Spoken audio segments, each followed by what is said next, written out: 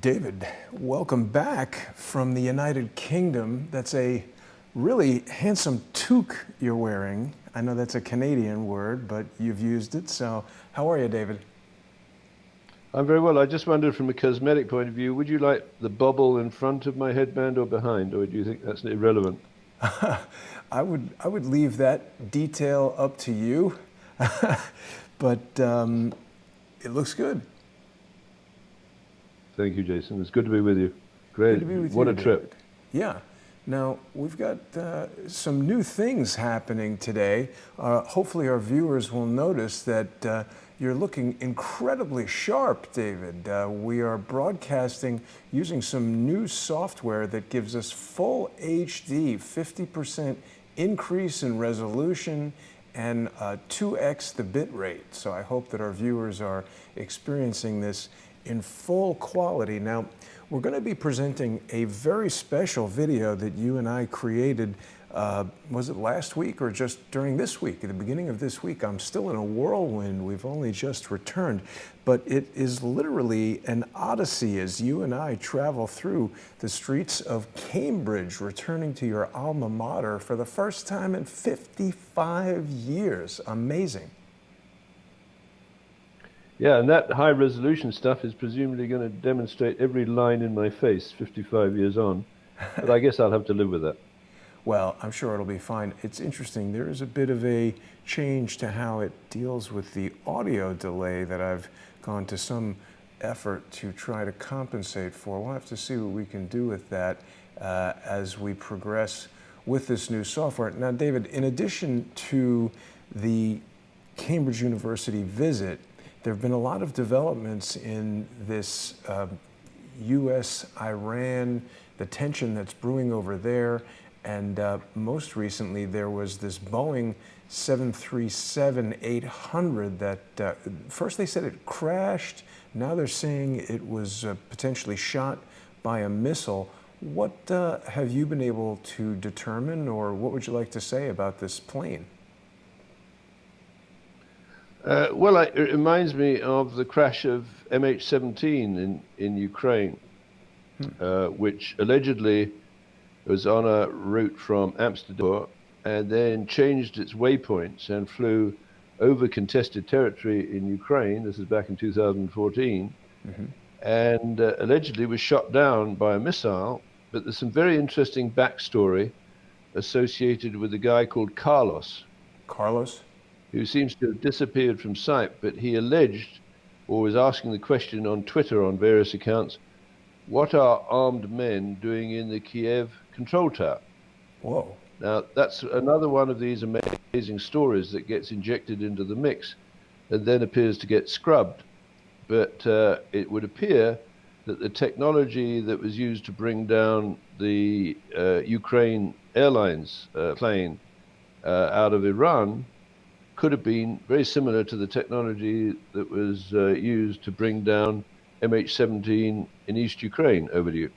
Well, how do you mean? I don't know. I don't know that much about MH17. I did see a video from the New York Times which seemed to show the plane exploding. So I don't know how they say it crashed if it first exploded. Well, do you mind if I was working on a post to sort of concentrate some of the work and achievements over the last 8 days, and I have to thank you, Jason, because you praise my stamina, but you know, I've dealt with younger men who get exhausted trying to follow me, and you led the way, so we've covered a lot of ground, right? We did.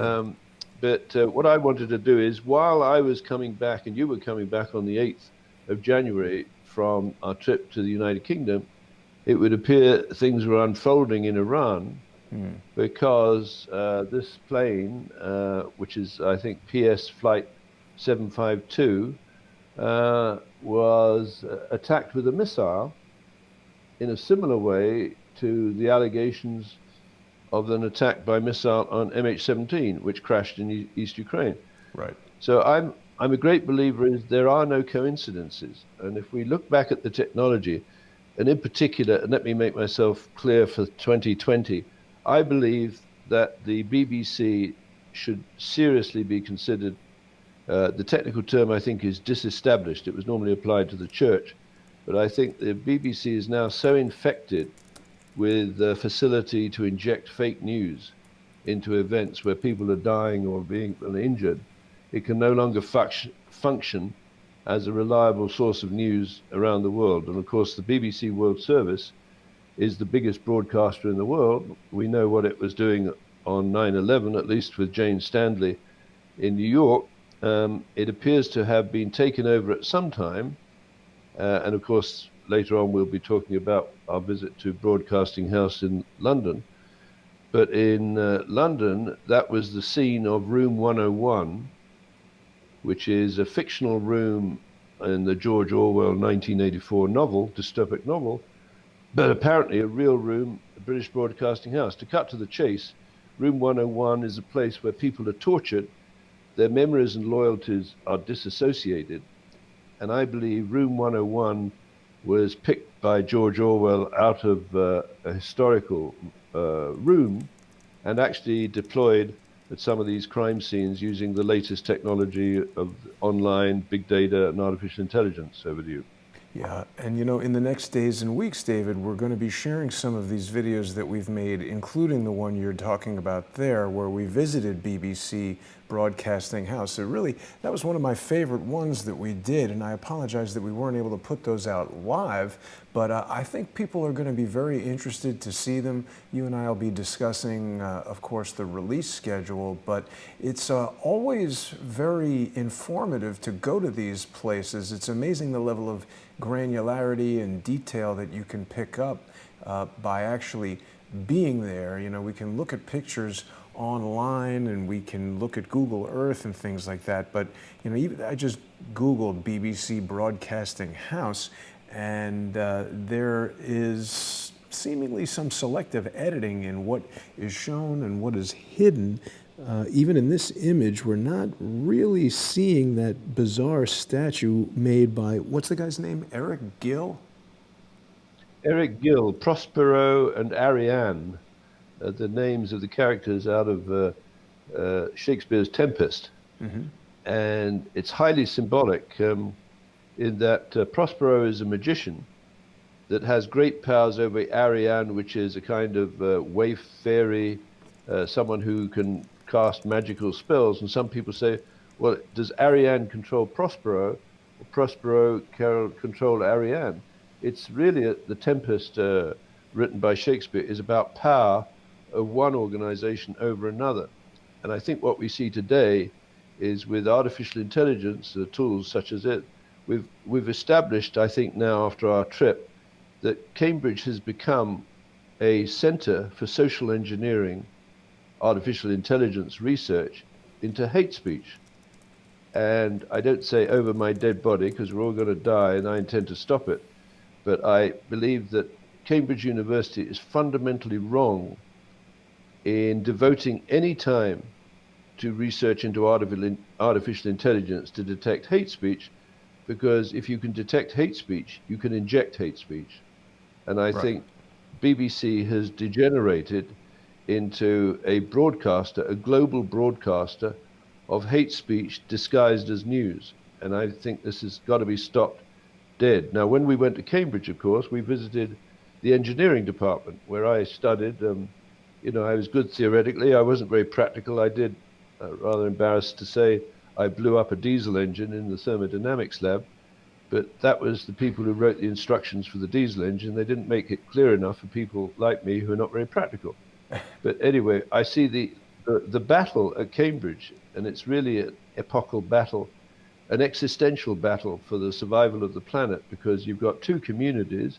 You've got a community of engineers, mechanical engineers or electrical engineers, that I would like to teach, if that's not too patronizing a term, the art of deductive logic as opposed to crime scene.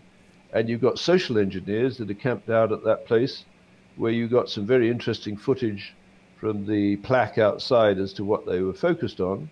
But then we come back to the BBC, which is the world's leading broadcaster, which has been broadcasting since the 1920s, news, entertainment, and propaganda.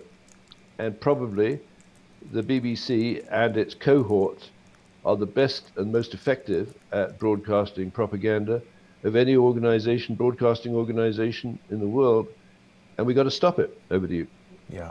And so, David, at 2:30 Eastern today, we're going to be sharing with our Patreon and Subscribestar sponsors this video that is essentially an odyssey you and I went on, a lengthy journey. The video is about 2 hours and 35 minutes, which was shocking even to me. I have been up all night and was working on it on the plane, and people are going to have a great opportunity to see a lot of different things there in Cambridge, and I'm very confident that the fans of our show, regular viewers, people who have been watching you for years, will really enjoy this video. And if people are coming to the program for the first time, or if they're watching us right now on YouTube or Facebook or Periscope, I think it's a great opportunity for people to get onto patreon.com/reverse-CSI storyboards, patreon.com/crowdsourcethetruth, and subscribestar.com/crowdsourcethetruth, and watch this video.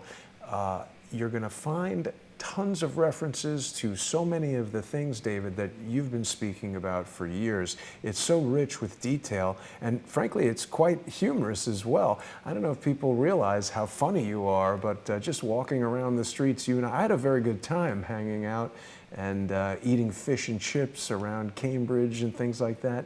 And over the next days and weeks, you and I will work on a plan for releasing the multiple videos. We went on a Jack the Ripper tour and saw some of the sites where Jack the Ripper's victims were murdered.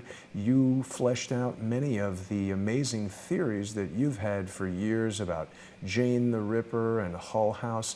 We visited the Fishmonger's Hall where Jack Merritt was murdered, and his defenders utilized a narwhal tusk to fight off an attacker. It was quite an amazing trip, and again, the details that we see by hitting the ground, by ground truthing, David, the theories that you and I have discussed on this program, it was really quite exciting. I wish we could have had some more time. And I'd just like to add a little bit of geography. That statue of Prospero and Ariane by Eric Gill, who was accused of doing disgusting things to his daughter, the family dog, and his wife, overlooks the Langham Hotel where we visited. Now, the Langham Hotel, I think, is going to be a very important part to play because it was commissioned in 1865, and it was the first grand hotel with hydraulic elevators and its own post office and telegraph office. And I think we'll be able to prove that the first news of the assassination of Abraham Lincoln came through Ireland and then by telegraph cable into the Langham Hotel, where very wealthy people would have got first dibs at the profits to be made on the stock markets and commodities after the assassination of Abraham Lincoln. And that was on the back of the technology associated with precision timekeeping, which the British led the world and still do, I believe, and the all red line, the telegraph cable. And I think fast forward to the assassination of JFK, we're going to find that the Telstar communication bore the same kind of news about the assassination of JFK to the powers in the City of London, where they also were able to make huge profits because they had early news or insider trading news or front running of the assassination of JFK. So I think our work over the next weeks, and it's going to be fascinating, I believe, for everyone, is that we can relate the assassination of JFK and the use of Telstar communications with the assassination of Abraham Lincoln and the use of the all red line telegraph cable. And we'll be able to connect in historical terms over 100 plus years some of the great crimes that have apparently been puzzling the social engineers for as long as they've existed, which is probably for forever. Over to you. Yeah, it was a fascinating trip for sure, David. I mean, again, you know, talking about these things, looking at them here on Google Earth, it's one thing, but I definitely feel a closer association with this location, having been there just, I mean, literally days ago. This is the Langham Hotel right across the street from BBC Broadcasting House. We learned quite a bit about potential relationship between the BBC and the hotel. It's also interesting to observe modern employees of the BBC and see how little any of them actually knew about the book 1984 and George Orwell himself and any of these theories that you've shared with our audience. So this is literally where we were standing just days ago. Computer is having a difficult time. I hope I didn't just crash it, but sometimes I push it a bit too far with Google Earth. Are you still with us, David? Damn it. Yes, I am, Jason. Okay, so I've frozen the computer and we have your audio, but I think I've just pushed it over the edge. It's a bit hot in the room because it's freezing cold outside in New York today, and I think it is about to crash. So what we're going to do is end this preview broadcast right now, and I'm going to encourage everybody to join us on patreon.com/reverse CSI storyboards, patreon.com/crowdsourcethetruth, and subscribestar.com/crowdsourcethetruth in just 15 minutes at 2:30 Eastern, when our journey to Cambridge University, David's return to his alma mater for the first time in 55 years, will be starting. And David, I look forward to sharing that with the viewers and speaking to you soon. Thank you very much, Jason. Great show. Absolutely. Thanks for watching, everybody. And we'll dig into this Ukrainian plane explosion over Iran in the coming weeks as well. Thanks, David.